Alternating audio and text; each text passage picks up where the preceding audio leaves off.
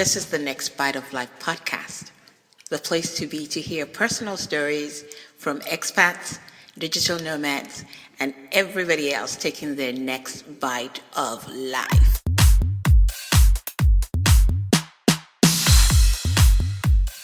Hey, thanks for joining me on another episode of Next Bite of Life podcast. As usual, my name is Kem Casinelli. Today, my guest is Colin Thompson. He's the founder and CEO of Oligye Enterprises, which is located in Shanghai. And he's going to tell us all about his life and how he ended up in China. So say hello to everyone, Colin. Everybody out there, hello, and Cam, as all your guests say, and I'll tell the truth, it's great to be on your podcast. Oh, thank you so much. I'm so chuffed to have you here because I read your bio and I'm like, wow, this guy has accomplished a lot. So originally you're Canadian, Jamaican background, but you're from Canada and you left for the US. At what age did you come to the US? I came to the U.S. right before I turned 8 years old back in 1980, so now you know my age. So just 1980. a baby. I'm slightly older. Oh, hey, look, it sounds so good to hear somebody call me young man or term me a baby, so no problems whatsoever. So 8 years old, and you were in the U.S. Which part of the U.S. were you in? I went to Louisville, Kentucky, Oh, most okay. famous for the Kentucky Derby. Oh, wow. And then, how did you end up at Howard University then from Kentucky? Well, it's interesting because just take a step back. I do consider Okay. myself a lifelong immigrant, starting from my parents. My parents immigrated from Jamaica to Toronto. I want to say in the late, early '70s, Okay. and back and forth for a few years, and then settled down in Toronto, and then moved to the U.S. And I say that because you might not be aware of this, but a lot of the the Caribbean people who want to get their kids educated in the U.S. They will send their kids, or primarily try to get their kids to go to Howard University because Howard is one of the better for Black people. Howard is one of the better schools for that Black education. So I have five older siblings, and Wow. each one of us went to Howard. So Wow. by the time I graduated high school, or was about to graduate high school, luckily I had siblings who went there because if not, based on my grades, now I did get a Mhm. wrestling scholarship, but based on my grades, I don't think I would have really been admitted. But because I was sort of a legacy and had so Yeah. many siblings there, they allowed me to get in there on probation at first, but we got past Uh-huh. that. So that's how I got to Howard University. That's amazing. It's funny how you said that about Howard University. I have a younger sister who actually she's a dentist in New York, but she had started in Boston, but she actually graduated from Howard University as well. And I remember her liking it very much. And it is one of the top schools for Black people to go to. Yeah. So you went to Howard, and then you started. I know that your history says you work with a lot of. You graduated first of all in with a bachelor in business administration, didn't you? Absolutely. And it's interesting. I started Howard as a finance major. And Oh, the reason I picked finance was because my older sister was a finance major. She graduated, got a good job, and bought a sports car. So I said, "Hey," I said, "Hey, wait a second. You're telling me if you work hard, graduate, you get a sports car and a job. But however, my freshman year, I had a professor, Professor Oliver. I was in an MIS class, and he sat there and talked to me. And within 30 minutes, I was changing my major from finance to information systems, and never looked back. really? What did he say? Well, my father had always had computers at home, so I was Mhm. very familiar with tinkering with computers, and I shared that with him. First of all, this was my first time being in a technical class with a black instructor. So I Mhm. was very much, engaged, and you're talking about computers. I love computers. So, after class, I stuck around and asked him some questions. And he said, "Look, man, it seems like you're very interested in IT. Um, Mm-hmm. he asked me why am I interested in finance, and I could not give him a real answer because I wasn't interested in finance. I was interested in what comes from finance. So It yeah, was all about the sports car. absolutely. So I changed my major, and it's been wonderful. Wow, that's absolutely amazing. The story sounds so familiar as you were saying that because one of my older sisters had also gone to pharmacy school, and I had been considering, well, my parents had been considering for me, medical school, and I was like, no. But because she was a pharmacist, I'm like, I'll try that one. So I ended up going to pharmacy school. Now I had a younger sister who saw the same thing. Me, driving around, it was my little red Toyota Corolla at that point that was brand new and it was wonderful. She decided to go to pharmacy school and she absolutely hated it. And she practiced pharmacy for about a year and she hated it so much she would cry every single day after her shift. And finally, I was all like, you've always talked about being a dentist. Why don't you go to dental school? And she's just like, where's that Mr. Green? Blah, blah, blah. And then, I think at some point she realized, oh, screw this. So she went back to school and she got her dental degree at Howard. So hearing that, so it must be something very common among a lot of immigrant families like ours, where, you see somebody go and you see the success and you want to kind of follow it. Pushed by your parents, of course, I'm sure, right? Yeah, pushed by the parents, but also because I did not have a lot of peers who had siblings who went to school out of the state.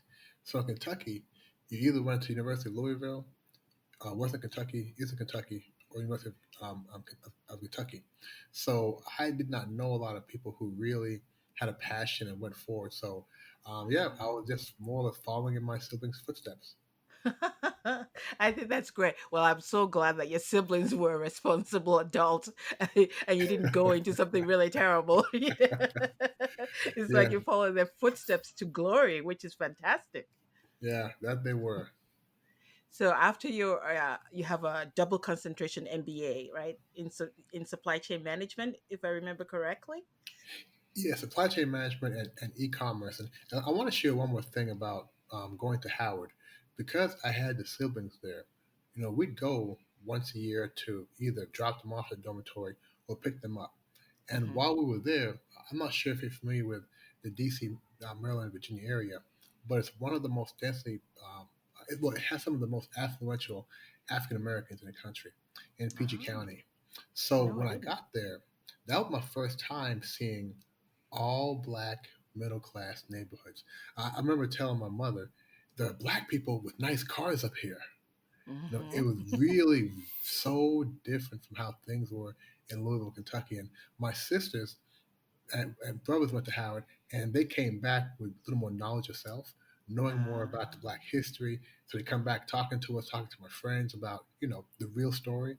So I had a tremendous desire, to travel and get Yeah, out of Louisville and go to yeah. an environment where things were really wide open. And I saw people that looked like me who were in leadership positions and doing things. So that was a tremendous reason why I went to Howard. Howard also. That is an awesome and very inspiring story for somebody else to listen. And I hope everybody listening is inspired by that. And if you're young, hey, go to college and you can achieve success just like Colin did. Now, when you got out of college, what was your next step? Did you stay in Kentucky or did you move somewhere else? Oh no, once once you get out of Kentucky, I, You don't go back? well, you go back to visit your family and friends, Okay.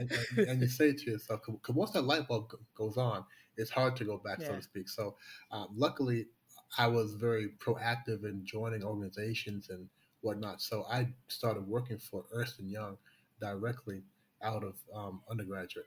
I was hired as an IT Oh, consultant, and they were at that time they were one of the top three consulting companies globally. So it was a very nice job. It's still in the DC metro area, but as consulting, yeah. you travel. I traveled every day for the next 2 years. I mean, every week for the next 2 years. But it was still a tremendous opportunity to go from the HBCU, the historically black college university environment, to Hmm. a more corporate environment where I then had to, you know, have much confidence in what I learned and not be intimidated on the job. And intimidation can Yeah. come from being the only black person on your team, being the only black person on Right. the client side. And a lot of times it's very hard to work in those environments unless you have tremendous amount of confidence in yourself. So I was able to really Yes. develop those muscles during those years with Ernst and Young. Nice. That's fantastic because, what you said about being the only black person usually is very true. I mean, I remember in college, like, I had friends from every part of the world, but I remember only one other girl who was from Bermuda. We were the only black two people in practically the whole school. And, it was a private university. There were like 700 kids. So it's something that you Wow. just kind of Right. grow. Yeah. So Wow. we're still friends till today. Of course you are. I know. So it's just amazing that you were able. Yeah, you definitely have to have the confidence because you are just faced with a lot of hardships, and unless you have that belief in yourself, it's easy to kind of fall by the wayside and not speak up for yourself. So I'm glad that you were able to, like, take that opportunity and make something fantastically wonderful with your career. Now you also work with IBM, and how long did you work for somebody before you decided, hey, now I have enough of my own, I need to step out on my own. Yeah, so I'm going to go back a second because I want to share with you why I left Ernst and Young. I was working with Ernst and Young, and this was now 1998. And if you recall, there was a thing called the year 2000 bug. Oh, All oh, I recall. yes, yes. Don't forget you're young. All these companies were very concerned about what's going to happen when a clock goes from 11:59 to 12 midnight year 2000. So about two Yes. years before that, I became a year 2000 expert. And I came an Uh-huh. expert only because I was on a contract with Ernst& Young doing that kind of work. And then you read the newspaper. Back then, you read the newspaper for job um, opportunities, and there was a few Yes. that really really couldn't pass up. And a colleague of mine at Ernst& Young, he left and came back and pulled me with him. It's Hmm. interesting because it was another brother. He was one of the only other brothers in the company. So he turned back, pulled me with him, and for the next 2 3 years, we were year 2000 experts. Gotta say, making a very good amount of money. And then then I had an opportunity to return to Howard University as the director of IT for the School of Business. So Okay. yeah, so I jumped on that opportunity to go back to Howard, where I was an athlete, I was a student, now being able to go back there as a part of a staff where I'm now helping other students, helping faculty, helping faculty, staff, and whatnot, and students. It was a tremendous opportunity, and I learned a great deal about how to really cater to the client, to the customer. Corporate Yeah. is corporate, but going back to education is nonprofit, so totally different sort of vibe there. So Yeah. while at Howard, they had this thing called tuition remission, which Okay. meant that after working there for 1 year, and if you want to go back to school to take classes, they will give you a deep discount. That was sort of like that was for You're like, I'm yeah, there. I'm there, right? No, literally, I'm there. Yeah. So I, I It's like, I started a MBA program part time, and I mhm, believe 3.5 years later, um, I graduated with a double degree. As you mentioned, electronic business, and the other side being uh-huh, supply chain management. And I really always never forgot what my father told me about being a citizen of the world and um, getting much experience abroad that you can. So when I yes. interviewed for jobs, I made sure to interview with companies that were international, global, and would have opportunities for me to go abroad. Now, the only company who sort of almost guaranteed me, of course they couldn't guarantee me, but who sort of guaranteed me was IBM. And they hired me Mhm. into a supply chain leadership program, which was a 2 year program where you have four different rotations, each 6 months. And then After that, if you're able to, you graduate into a management position. If not, you graduate into another good position. So I jumped on board, and my final rotation was in Shenzhen, China, which is what got Okay. me to uh, China and IBM. And I was with IBM for 12 and a half years until Hmm. early 2018. And then, you decided to strike out on your own. Well, yes, I decided to. I decided. Well, you don't know, so I'll tell you. I Tell did. me all Yeah, about it. yeah. So in my life, when I moved to the U.S. and having Jamaican parents, Yes. being from Canada, and then moving to a country, what I call a Midwest city, you're viewed differently right away. Yes. And when my parents would come to talk, they had a thick Jamaican accent, and the people there probably never met anybody from Jamaica in their whole life. Mhm. So I also had speech impediments. I had a lisp, which I still have, and I stuttered. So with that, they put me in a special class for English and to help my speech. Mhm. So from that point, I always focused on trying to improve how I spoke. Okay. And reason being, every day I had to leave my classmates and go to a special class. It was very embarrassing. I was very embarrassed. And even though I was young, I always wanted to be able to speak better. So Yeah. growing up, I had a love and respect for people who could speak clearly and strongly in public. So I started really looking into public speaking and how to improve my ability to speak. So how did that influence me leaving Ernst and Young? Well, I always consider myself a motivator or inspirer. I don't know if that's a word.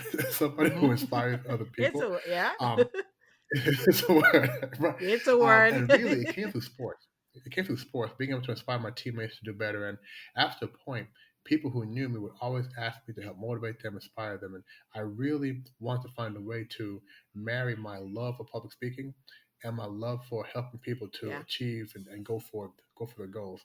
So luckily, when I was with Ernst and Young, well, two things. The first one, I never lost my passion, my desire for public speaking and helping people. That's always been Mhm. there.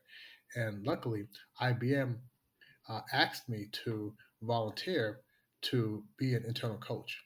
Oh. So they gave me some training to be, it's called the Blue Core Coaching. They Mhm. picked a handful of people who they felt could, volunteer to be coaches. And I say volunteer because you still have a regular job responsibilities. Yes. And for me, that was a turning point. And I'll tell you what happened very quickly. I guess they recognized I had talent because they then asked me to become a full time coach, which Yes. I did for 2 years before I left IBM. And I say a turning point because I'd always been able to motivate and inspire. And Kim, I'm telling you, you give me 30 minutes with you, I am going to get you so motivated that you will run through a brick wall. So motivated. that's Now, that's motivated in a way. yes, yes. That's Monday. On Yeah. Monday, you'll run through a brick wall. Tuesday, you will. Thursday, Friday, Saturday, the motivation starts to ebb. It starts to go away, Yeah. and that's the problem with motivation. Motivation typically doesn't last so long. Yeah. But so for me, it'll be after if I want to help people, helping them wasn't necessarily just getting them motivated. It was helping them to achieve their goals, and improve their lives. And what coaching was the missing piece to the puzzle. Yeah. And I said, wait a second. You're telling me that by developing a partnership with an individual, by working with them consistently over a time period, and helping them be accountable, helping them stay on track, helping them to design their own path, they actually reach their goals. And I saw it happen. And I saw it happen through my coaching. So now I had it. Now I can really help people. I can get you inspired, motivated, and I can coach you through achieving your goal. And the beautiful thing about coaching is that coaching is really not about motivation. Then I learned it's not about motivating you; it's about supporting you and helping you along the way. So with IBM, I spent 2 years being a coach. The challenge, the conflict came in that when you're coaching a leader or Mhm. coaching an individual, and they share with you their goals in life, what they're trying to achieve, at times there may be some conflict in what they're trying to achieve and what's best for the company. Okay. And of course, because I was a corporate coach, what's best for the company is the Yeah. priority. So Yeah. there was some conflict there. Yeah. And luckily, being in China where the cost of living is lower, over the years, I was able to save up some money to Hmm. allow myself some roadway Yeah. to really go for my goals. So in October, October of 2007, 2000, excuse me, 17, yes, I told my wife Hmm. that my job was moving to Beijing, and I really didn't plan to go to Beijing. Hmm. And when she asked me what's next, I said, I'm not updating my resume. I'm going to go for my passion. She knew what it was. And her Yeah. response was, go for it. Good. And if you, yes, if you've ever tried to stop getting a paycheck Yeah. and your spouse agrees with you and says, I don't know when that paycheck's coming, but don't worry about it. It's okay. That just helped tremendously. So a few months later, I parted with IBM and instantly launched my coaching practice, Oligye Enterprises, and haven't looked back yet.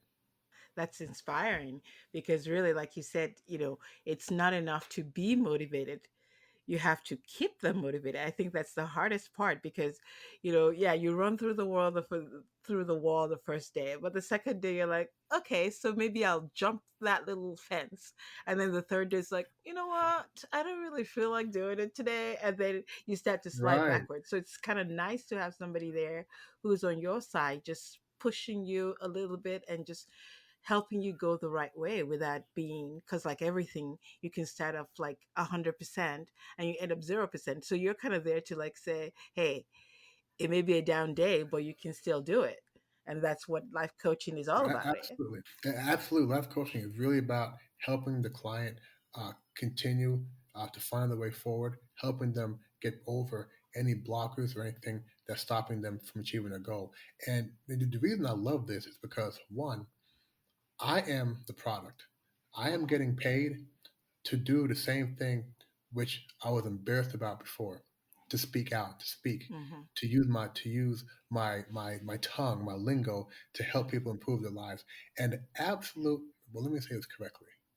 Okay, now I won't say the absolute. I'll say one of the best things about this is I get paid to do it. Yeah. Can you imagine getting Yeah. paid not just to do what you love, but getting paid to help people achieve their goals and reach Yes. their desires? It's wonderful. It keeps multiplying, doesn't it? Absolutely, absolutely. In 2017, you parted with IBM. You start doing your own thing.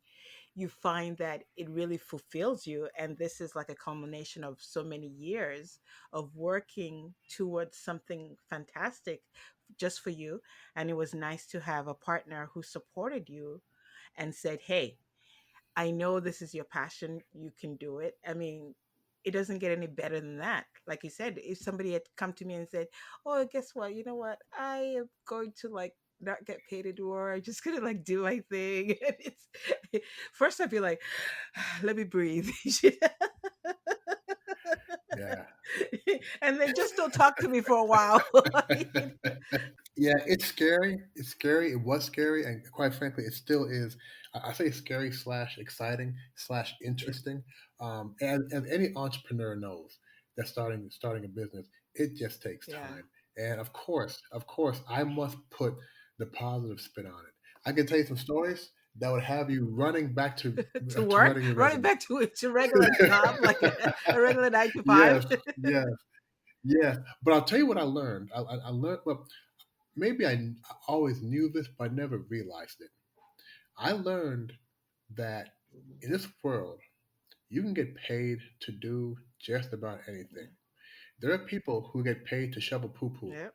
There are people who get paid to walk Yeah. dogs, to wash windows, to drive cars, to fly airplanes, to drive cars. I mean, name it, odds are somebody is getting paid to Yeah. do it.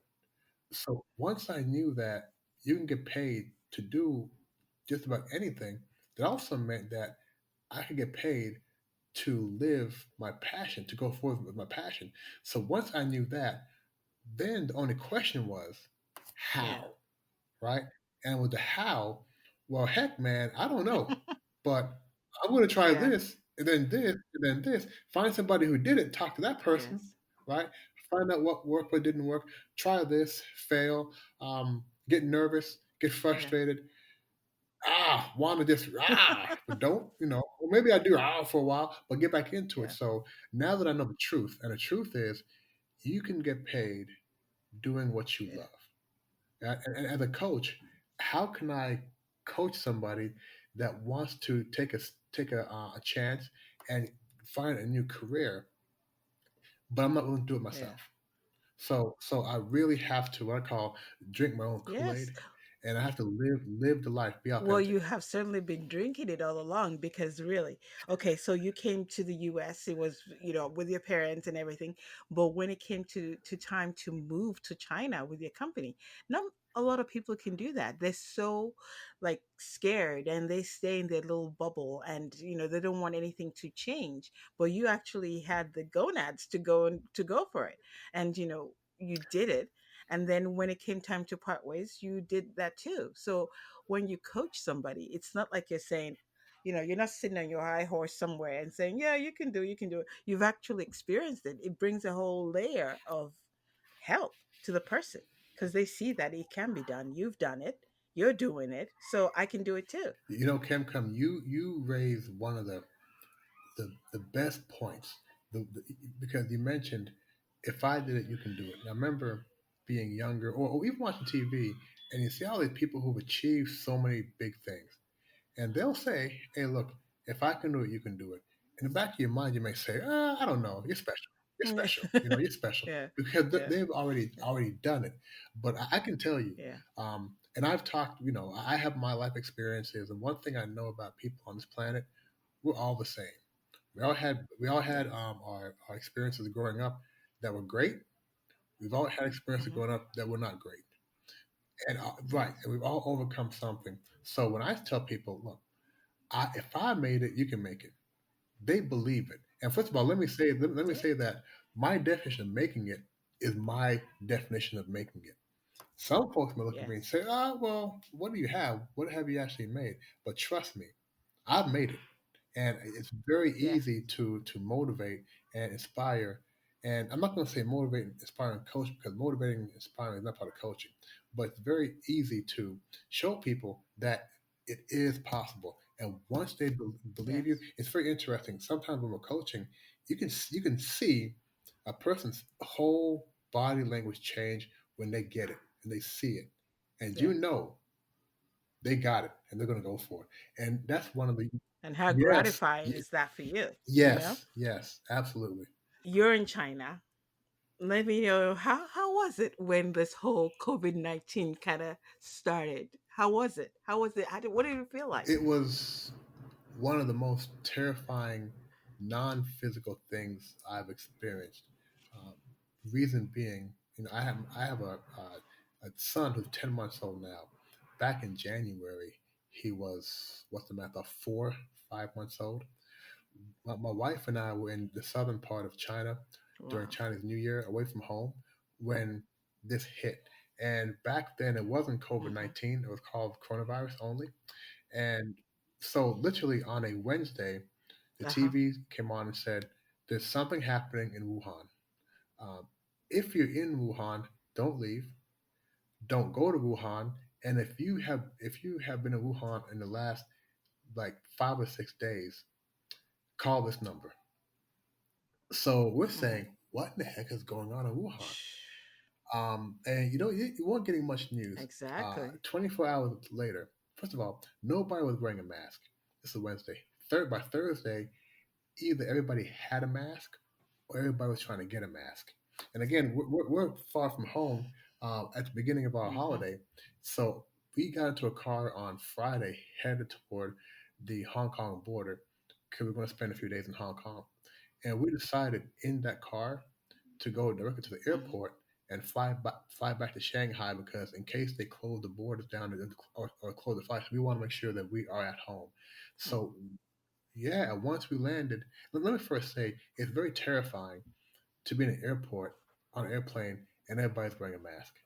Where it never happened before. I'm from the United States. In the U.S., only Hmm. doctors and Yeah. nurses wear a mask. patients don't even wear a mask. So Exactly. Yeah. I was terrified, but I was showing to my Hmm. wife I wasn't terrified because one of us had to sort of act like they were okay. Yes, yes, yes. My Exactly. wife Keep was it very together. terrified for the family and for our young son. And one of the beautiful things about China is that when the Exactly. government says we want you guys to stay indoors and don't go outside, overnight, the entire country does what? They stay inside and they don't go out. They don't go out, which really really helped a lot. Yeah. Now it didn't help that on TV, everything was talking about this dangerous virus, and you Yeah. know now back then it was how many new cases and how many new dead people do we have. So it was very very frightening, and a lot of my friends would then Yes. call me for some not coaching but advice. And so once we got 2 weeks into it, it's actually kind Yeah. of funny now. Um, they would call me and say, Colin, look, I've been stuck in the house with my family for 2 weeks. I'm about to strangle my wife. I'm about to strangle my kids. I can't take it, because the house is now the Yeah. gym, the movie theater, the park, the office, the restaurant, it's everything. And people really going crazy. So it was Yeah. really, like I said, it's funny now, but back then it wasn't. So it was really a time of high anxiety. I think for me, I was able to stay calm because I was busy following the rules my wife and I had about making sure our house was safe and that no coronavirus came inside. And I was helping colleagues and clients make it through that time. So I was able to stay very, very busy and do a good piece of work. I think you saw the 30 for 30 work we did too. So we did a really good piece of work. That's what the 30 for 30 initiative was all about. Yeah. Yeah, and it's funny how that started.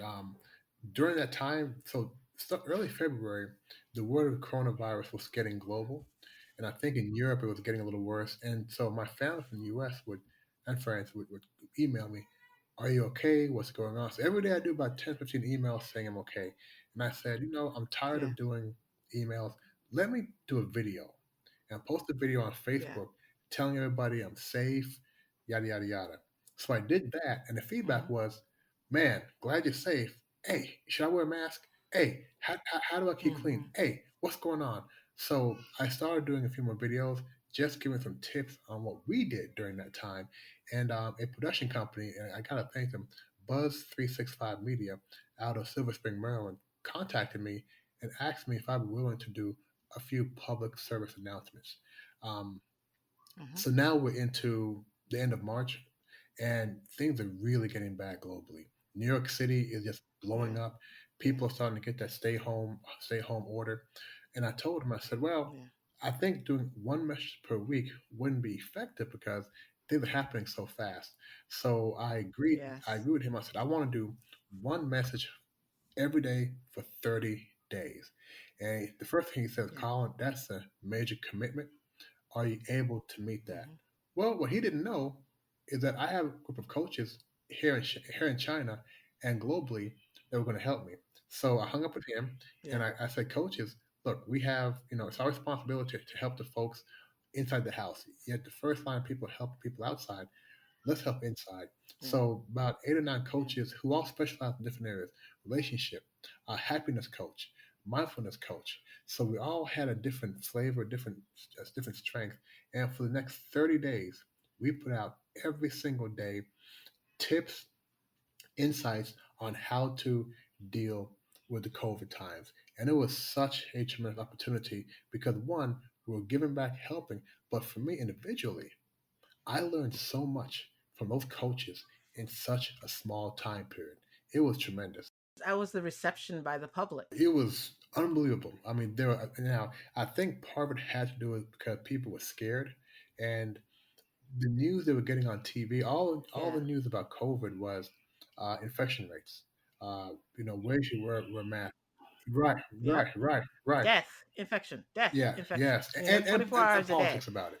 But the message we were giving were messages on how you and your family can manage this time. And what we found is after about a week, but that's about 2 weeks, because you know I was involved in every episode, more of an interview style. And I said, guys, we always have to remember, Hmm. say the keywords, say coronavirus, say COVID. People don't want Yeah. coaching. or tips. They Yeah. want tips related to COVID and coronavirus. What we found though, and what we found was that the tips we were giving were not related to COVID or coronavirus. It was just during this time. What I mean is, if you had, again, being inside, if your relationship is having major issues and you must deal with certain things, well, I'll tell you, you had issues before COVID. COVID just helped to magnify that. Yep. If you had concerns about your employment, well, you Yes. had those same concerns before. If you were somebody who had low confidence, Yeah. or you did not have, it was hard for you to get motivated. Well, that existed before. So about midway through, we shifted gears and didn't talk about COVID so much. We'd say during this time, but what we said was, when you look back on this time, Yeah. what will you have accomplished? And our message from there was, use this time now because you're home more. Use this time now to learn something, to have a purpose, Yeah. right? To really say, you know what, at this point going forward, no more pity party, no more being scared, no more binging the latest Yep. TV show. Let me learn something because this is only one time in your life, one aspect. So, yeah, people really took the message, Exactly. and we got a lot of positive feedback from that. I think, it's inspiring for people to hear something like that because, like you said, when you're home and you're locked in, the earth was resetting. It's time for you to reset. And I think there's going to be a lot more Right. people thinking, hey, what do I want to do with the rest of my life? I was talking to a few friends who were thinking about retiring. I said, it's not quite the same because you're locked in the house, but it gives you an idea of what your life is going to be like. So use that as a time to think of what you want to accomplish later on. If you want to start your own business, this is the best time to do, to think about that and see if this is something that works for you. So to have somebody coaching you through, giving you free tips, I mean, really, at that point, what is there to lose? It's everything to gain. And now I see you have a don't you have a 40 by 40 or a 40 tip one? No, you're Yes, expanding yes, on the yeah. 30 by 30. We are expanding because we got to the end of the 30 days, and the 30 days ended on May 1st. And at that time, the question I had was, what else can we be Hmm. doing? And like I said, we're coaches, and we had coaches in China, in Europe, in the U.S., and we are able to give a lot of different perspectives. One of the things that we were not doing though, we were not coaching. We were giving tips. We were giving insight. We were helping. We were giving feedback. As a coach, you have to be talking with somebody in the conversation at that time to be coaching. You can't record a coaching session and send it to somebody. So the question now was, what can we do, right? What can we do now to really add Yeah. value? And the idea hit me. I said, well, we have 30 for 30, and I don't know why I'm big on numbers, but I said, how about 40 for 40? Hmm. I want to recruit or find 40 life coaches, again globally, who will each volunteer 1 hour of their time for 4 weeks. So the 40 for 40 was really 40 coaches providing 40 hours of coaching each week. So we started that, I want to say well, it's probably the second week in May, and it was mixed reception because it was very hard to Hmm. promote. It was very hard to promote this. And again, this is free, free life Yeah. coaching, not the free session where, we talk and then I want to spend the last 15 minutes trying to sell you a Right. package. Hmm. No, this is laser coaching where we want to, at the end of the session, we want you to identify some things you can do right now going forward. So that's 40 for 40. And we decided to extend it through June primarily because we see that things are not letting up as far as people feeling anxiety, people really, as he said, saying what they really want to Yes. do now. So we did extend that for another 30 days to the end of June. And it's we have coaches who are available, and the benefit of having global coaches is that we're able to manage the time zones better. Great. If you're listening to the podcast, make sure you check out Oligye Enterprises. That's Oligye Enterprises. So it's oligye.com. And you want to take advantage of this free offer because it's not going to last. It's not going to last. Unfortunately, right? Nothing is free, really. But here's something free for you for 40 days. So you can take Right. advantage of it. make your life better than it was. Here are coaches like talking to you, helping you. I mean, what's not to love? So if you're thinking about changing your life, this is a perfect time to do it. And Colin's company is here to help you get on the right track. Yeah, Ken Cam, you said something very important a moment ago. You said how do you improve your life? A lot of people during this time said, "Wow, this coronavirus, these home restrictions, really made us change our lives. I want to go back to how I want to go back to my the previous normal. I want to go back to my old life." Don't forget, a lot of people's life wasn't that good before. So we don't want to go Exactly. back to that. We had all these issues globally. We had global warming. We had abuse. We don't want to go back to Hmm. where we were before. Now is the time to say, if I could improve my life, in what ways would I do it, and how can I actually do it? And a lot of people Yeah, will go that far and stop because they don't know how to improve. And that's where a coach exactly. comes in to help you identify different ways to improve, and then for you to help keep you on that track until you actually reach that positive conclusion. Fear is horrible, and everybody has it, but the success is actually letting go of the fear and embracing what you think you might fail at. But who knows, but you're never going to find out unless you actually try.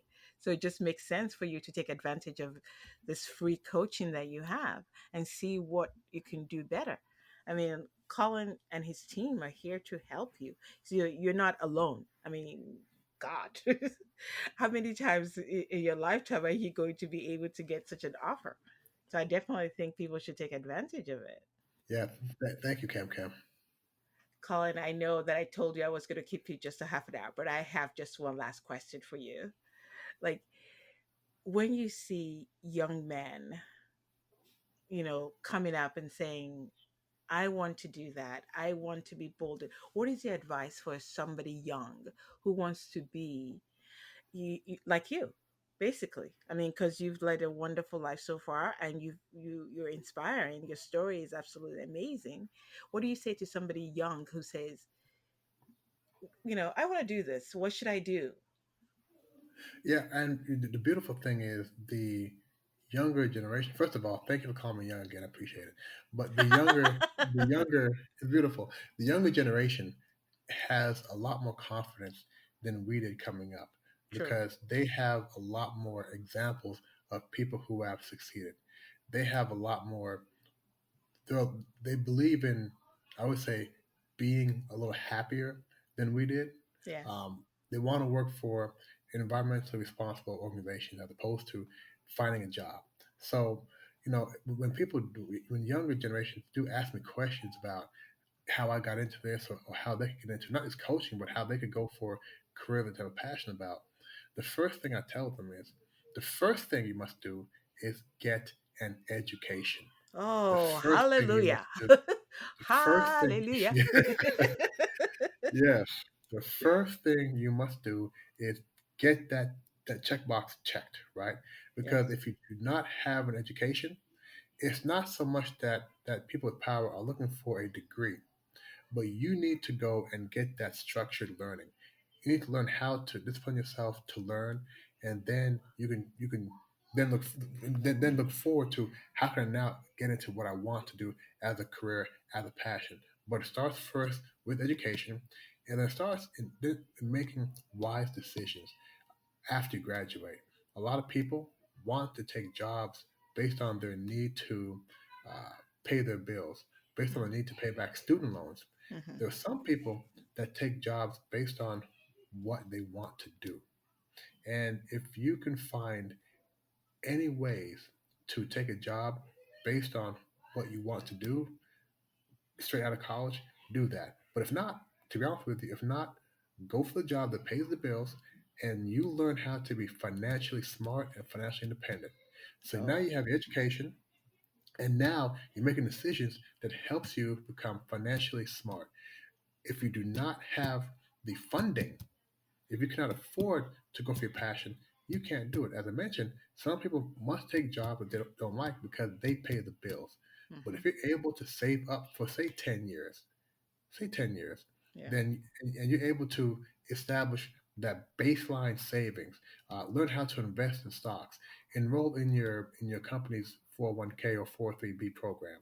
You Hmm. now have what we call a nest egg at a very, very young age. So you're smart and you have a little money. Now you can, and you're still young. Now you can start taking some risks, Yeah. and that's what you have to be prepared to do. Be smart, have a little money, and then take a risk and believe in yourself. That's Can my I advice. just I have to say something about like education. When you say that, you know, you're not talking about like, get a degree in fluffing goose feathers and that's not an education, right? I mean, sometimes I see people with these degrees that just doesn't make any sense. I mean, I think a little bit of research should go into what you graduated because some things you just can't use. And you have like $60,000 in debt in some, literally, like, oh, I forgot what was a few weeks ago. I was reading somebody graduated in something, and I was just like, I don't even know what you could use that for. I don't even know if you could ever pay off Yeah, that with a job. So you're talking about a real education, like, a master's or, a bachelor of arts, right. Well, something solid. it's interesting because now education has changed a bit. You can now go online and take courses. You can now Yeah. go online and get certified in A, B, and C.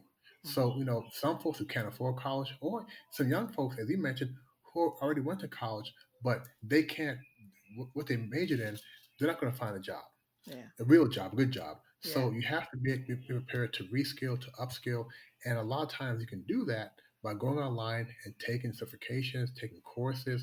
The whole education platform environment has greatly pivoted and shifted from just going Yeah. to It's a amazing. 4-year university. Yeah. Amazing.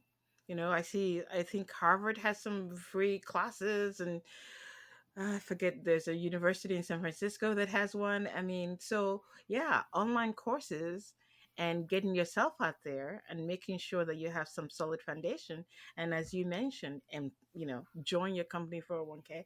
I know it's easy when you're young. You want to, travel and be a digital nomad, and you don't want to work for the man and blah blah blah. Right. But I'm sorry, somebody has to do it. And Yeah. it's like it would be great if everybody could just go out and do whatever they want, or commute with the flowers or whatever it is. But you need to like have a solid background because life is long. I mean, it can be short, but life is really long. Is this what you want to do for 40, 50, 40, 60? Oh, 50 years. and Lord Yeah. forbid, 70 years? you know you have to Yeah. make some tough decisions in the beginning, but when you have your setup, like Colin said, you go to school, you save up, and then you can do all these things. This is solid advice. And it doesn't sound, well, it's not what you want to hear right away, but it's something that you definitely should think about. Yeah, and look, for the younger folks, you can still go party and spend money. Mm-hmm. You can still do that. Just make sure you're paying yourself first. When I say pay yourself first, you're paying into your savings account first, even if that's just $25 a month. Mm-hmm. Because you start out at $25, and over time you'll grow. You start going to 50, then 100. So just start out small, and it will grow. And Kim, I do want to do a shameful plug here, because Plug away. I do with older guy. I do have my coaching, training, motivation, inspirational side, but I'm also founder of Exchange, which is an online educational platform. And what we do there is we utilize blockchain technology to really to create an environment where we use AI to help people take assessments. And these assessments, this is all for education. These assessments identify what areas you need to improve your hard skills, your soft skills, and then makes recommendations for coaching, Yeah. recommendations for training to take. And this is really specific because when we use the AI aspect of it, and you take an exam, an assessment, it then identifies clearly what training you need, what coaching you need. And again, these are both hard and soft skills. When we grew up, it was really only about hard skills. Yes. Learning algebra, Yep. learning something tacit. But Yep. now you also need to learn how to get along. You Yeah. also need to learn how to communicate. So there's a whole plethora of skills that are necessary for what we call the 21st century. And platforms like what we have with Exchange, that's XCHAINZ.io, XC, excuse me, XCHINZ.io. With platforms like this, it's really now allowing younger people and older people to reskill and improve their skill sets to make sure that they have the skills for jobs for the 21st century. That's fantastic. Thank you so much, Colin. I have learned so much, and I think anybody listening, is inspired, has to be inspired. And if they're not inspired, well, there's there's a problem. So, Well, so if they're not inspired, get in contact with me, right?